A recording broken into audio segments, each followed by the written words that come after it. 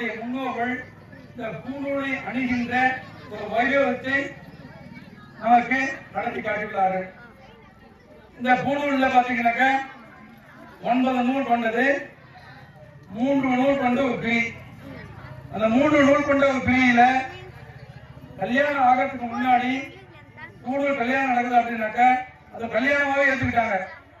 அப்போ ஒரு பிரம்மச்சரியனாகிய அவனுக்கு இந்த பூநூலை கையில எடுத்துக்கொண்டு, இறைவனே, நான் என்னுடைய பிரம்மச்சரிய தர்மத்தை கடைபிடிப்பேன் என்று உறுதி கொண்டு பூநூலை அணிகின்றேன். அதே போன்று அடுத்து 3 நூல் கொண்ட ஒரு பிரி, அது 2வது பூநூல். அது திருமணத்தின் போது போடுவாங்க.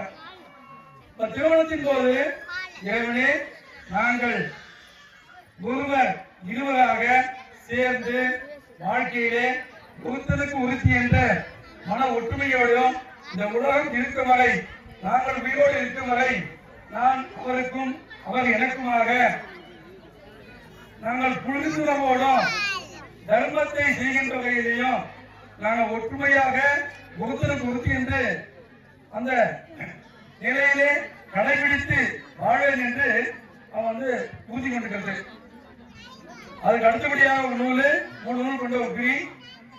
திருமணமாகி குழந்தை பேரானவருக்கு இந்த குழந்தைக்கு உண்டான தர்மத்தை, என் பிள்ளைய நான் எனக்கு எங்க அப்பா அம்மா கல்வியை கொடுத்து திருமணம் நடத்தி வைத்து எனக்கு உண்டான வேலை வாய்ப்பு கொடுத்து வழிகாட்டு கட்டினாங்க. அந்த மாதிரி என்னுடைய சங்கதிகளுக்கு நான் வழிகாட்டுவேன் என்றும் உலக தர்மத்தை காப்பது என்றும் உறுதி கொண்டு செய்கின்ற இந்த வழிபாடு பூநூல் வழிபாடு.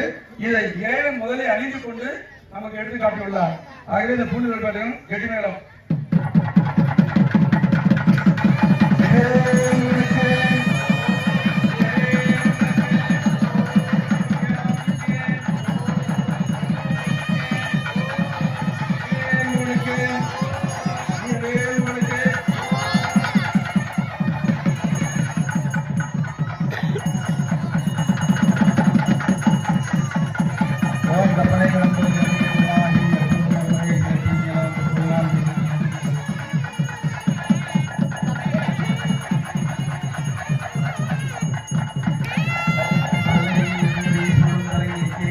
அல்லல்லறுத்து ஆனந்தமாக்கியதே எல்லை மல்வா நிகழ்ச்சிக்கும் வாதூரை